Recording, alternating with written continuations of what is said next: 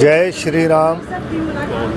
प्रिय राम भक्तम वात जातम नमामि। मैं पंडित प्रदीप कुमार शर्मा,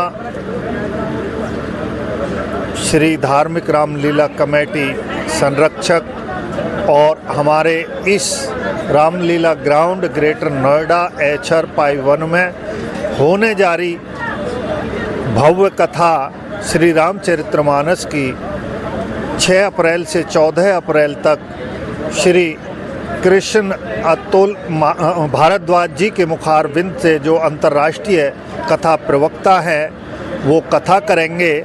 तो बंधुवर, मैं आपको थोड़ी अपने मीडिया के माध्यम से जानकारी देना चाहता हूँ कि राम कथा और रामचरितमानस की कथा में क्या अंतर है, प्रभु राम की भक्ति को लेकर क्या हमारे अंदर या समाज के अंदर कुछ संशय भरे प्रश्न हैं। तो एक बार श्री रामचंद्र जी लक्ष्मण जी के साथ जब सीता का हरण हो गया था रावण के द्वारा, तो वन में उन्हें ढूंढते विचरण कर रहे थे। उसी समय एक ऐसा वाक़या हुआ कि श्री माता पार्वती जी और भोलेनाथ भगवान जी भी वहीं से विचरण कर रहे थे। माता पार्वती जी भोलेनाथ जी से कहती हैं, हे प्रभु, आप किसका नाम जपते हैं और ये आपके आराध्य कौन है। श्री माता जी के ये वाक्य सुनकर भोलेनाथ जी कहने लगे कि हे पार्वती, मेरे आराध्य देव तो श्री राम हैं और मैं उनके ही नाम की माला जपता हूँ। माता पार्वती जी कहती हैं, वो कौन है जो आपसे भी बड़े आपके आराध्य हैं और कहाँ रहते हैं।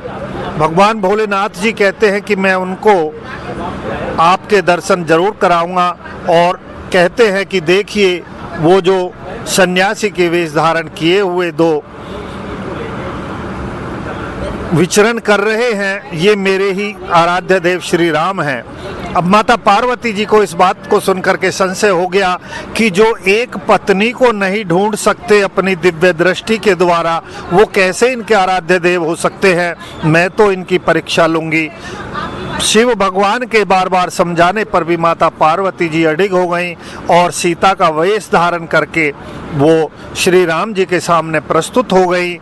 और जैसे ही भगवान श्री राम की दृष्टि माता पार्वती जी के ऊपर गोचर हुई, तो श्री राम जी हाथ जोड़कर कहने लगे, हे माँ पार्वती जी, आप कैसी हैं और मेरे भोलेनाथ जी कहाँ हैं। इतना सुनना था, माँ पार्वती जी की आंख खुल गई और वो सोचने लगी कि मैंने तो आज बहुत बड़ा पाप कर दिया है, जो इतनी मुसीबत की घड़ी में त्रिलोकीनाथ जी का मैंने ये जो इनका परीक्षा ली है, बहुत गलती हुई है। और वो महादेव जी के पास आ जाती है, पीछे से रामचंद्र जी भी आ जाते हैं। उनके इस कृत्य को देखकर भोलेनाथ जी माता पार्वती जी का त्याग कर देते हैं। श्री राम भगवान जी कहते हैं कि प्रभु ऐसा मत कीजिए और मैं बहुत प्रसन्न हूँ, आप जो चाहें वो मुझसे मांग सकते हैं, मैं प्रसन्न हूँ। तो भोलेनाथ जी उनसे केवल एक बात ही कहते हैं, ये बहुत समझने और सोचने का विषय है कि बार बार वर मांगा हूँ, एक बार नहीं, 1000 बार नहीं, लाख बार नहीं, बार बार वर मांगा हूँ, देओ श्री हरि रंग, पद सरोज अनुपायनी, भक्ति सदा सत्संग। हे प्रभु श्री राम जी, आप देना ही चाहते हैं तो मुझे अपने चरणों की सेवा और आपकी भक्ति और मेरे ये कान जो हैं, इनमें केवल आपकी कीर्तन और आपकी भक्ति और आपका नाम जप और आपकी सेवा ही जब तक सृष्टि का संचार रहे तब तक ये मुझे मिलती रहे। तो भावार्थ कहने का यह है कि प्रभु रामचरित्र की कथा से हमारा मोक्ष का द्वार खुलता है।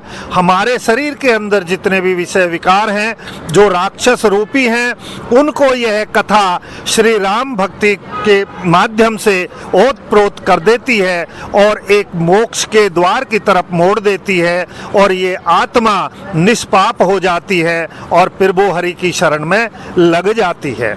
जय श्री राम।